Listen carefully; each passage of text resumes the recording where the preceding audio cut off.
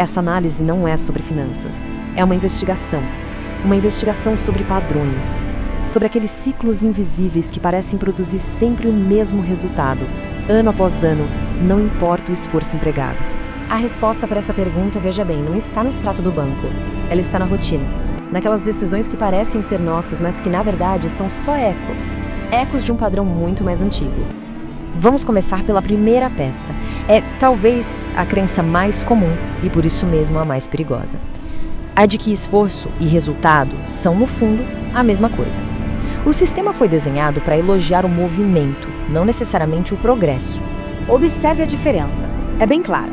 De um lado temos o esforço, uma troca linear, horas por dinheiro. Do outro lado existe a estratégia, que é o uso de alavancas, de escolhas que multiplicam o valor daquele mesmo tempo. Estar sempre ocupado, correndo, isso não significa avançar. Muitas vezes é exatamente o contrário. E aqui está a essência da armadilha. Ela é elegante. Ela é elegante porque parece produtiva, parece até nobre. Mas a verdade é que, sem uma direção clara, esse esforço todo só para o fundo ciclo da sobrevivência. Agora, a gente muda o foco para o campo de batalha interno. Porque as paredes que realmente importam, elas não são externas, elas são mentais. São como prisões invisíveis que cada um de nós constrói com o próprio medo e depois justifica usando a lógica. Pensa na mentalidade de escassez como um sistema operacional padrão da estagnação. Ela força o foco total no alívio imediato, agora. Mesmo que isso signifique sacrificar a construção de longo prazo. Basicamente, ela vende o futuro para pagar o presente. E como isso aparece no dia a dia? Bom, se manifesta assim. Naquela busca constante por soluções rápidas, sabe? Naquela aversão a qualquer risco, mesmo que calculado, e principalmente naqueles gastos que, no fundo, não são sobre necessidade, são sobre fuga. Uma fuga temporária de uma pressão que é constante. Então, a pergunta a ser feita é: qual é o medo que sempre se repete antes de uma decisão financeira importante? É o medo de perder? O medo de não ter o suficiente? Ou talvez o medo de tentar e falhar? Identificar esse padrão é, sem dúvida, o primeiro passo para começar a neutralizá-lo.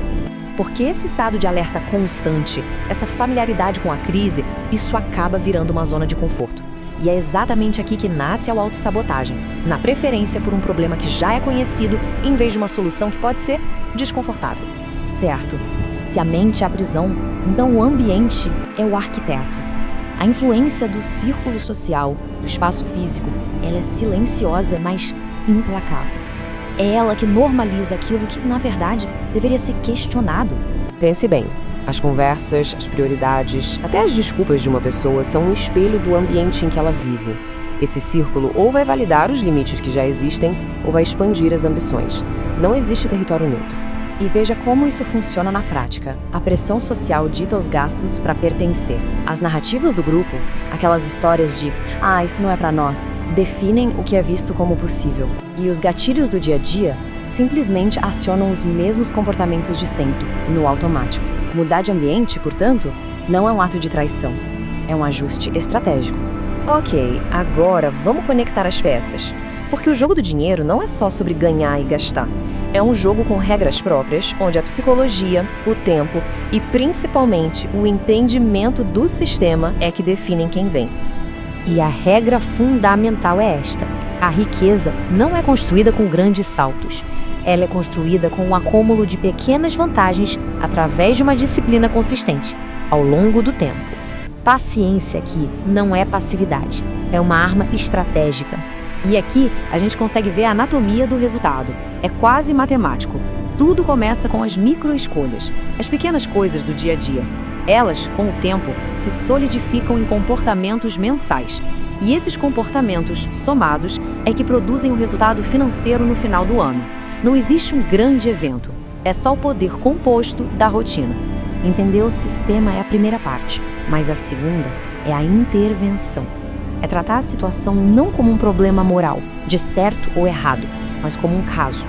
Um caso a ser resolvido com as ferramentas certas de análise. E essa é a caixa de ferramentas para essa intervenção. Cada ponto aqui é um instrumento para desmontar o padrão. Primeiro, quebrar a ilusão e diferenciar esforço de estratégia. Segundo, enfrentar a escassez, reavaliando uma decisão motivada pelo medo. Terceiro, cortar a autossabotagem com um pequeno experimento. Depois, reconfigurar o ambiente, trocando um único gatilho social. E por último, começar a jogar o jogo certo. Focar em adquirir ativos e conhecimento em vez de só consumir. E isso tudo nos leva à pergunta final. A nossa análise termina aqui. A ação, por outro lado, começa. Qual padrão que é aceito hoje não seria mais aceitável daqui a um ano? Qual comportamento ou desculpa está sendo tolerado agora, mas que simplesmente não pode ser carregado para o futuro? A resposta? Bem, ela define o próximo capítulo. É preciso lembrar disto: mudar não é um evento, é a soma de micro-escolhas. A que é feita hoje e a que será feita amanhã